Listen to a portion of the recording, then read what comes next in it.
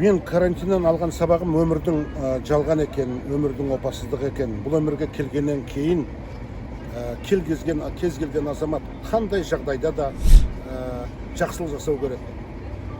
Шығармашылық адамдарға үлкен дүниелер жасау керек деп. Мен осы карантиннің кезінде көптеген дүниелер жаздым. Романымды жазу үстіндемін.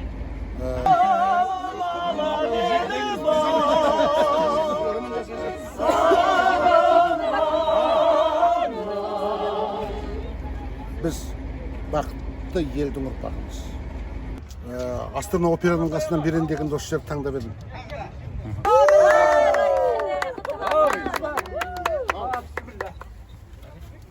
Мына күнді осы бақытты сәтті біз армандағалы талай жылдар болды. Бүгінде сол елордамызда Қонышбаев атындағы Қазақ мемлекеттік драма театрының бүгін сол шаңырағына келіп ағаш отырғызып жатырмыз. Ер азамат өмірде үй салу керек, ағаш отырғызу керек, ұрпақ тәрбиелеу керек дейді. Сол үйіміз мынау салып жатқан ағаш отырғызып жатырмыз. Ұрпағымыз ол біздің бала-шағамыз, немере шөбереміздің амандығы қала берді біздің спектакльіміз. Сондықтан қуаныш құтты болсын.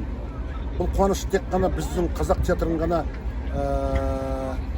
қуаныш емес, бұл қазақ өнерінің, қазақ мәдениетінің, қазақ руханиятының үлкен қуанышы.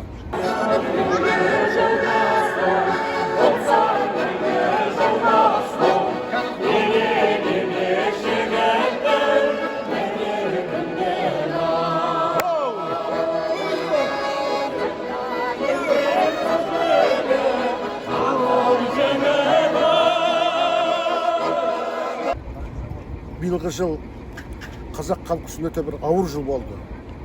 Мына індеттің кезінде көптеген азаматтар өмірден өтті. Сондықтан біз бүгін өткенге иман берсін, тірілерге амандық ғұмыр берсін. Бисмиллахир-рахманир-рахим. Қул хуаллаху ахад, Аллаху самад, лам ялид ва лам юлад ва лам якун лаху куфуан ахад. Міне, үйіміз мынау, бұл қазақ руханиятының, қазақ мәдениетінің ғимараты үйі осы.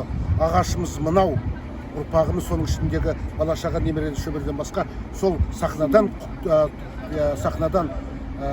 айтылатын әңгіме, қойылатын спектакль. Бұл да біздің ұрпағымыз, бұл біздің рухани ұрпағымыз. Халқымыз аман болсын. Өйткені уақыт өтеді, кетеді. 200, 300, 400, 500 болады. Мына ғимарат қалады.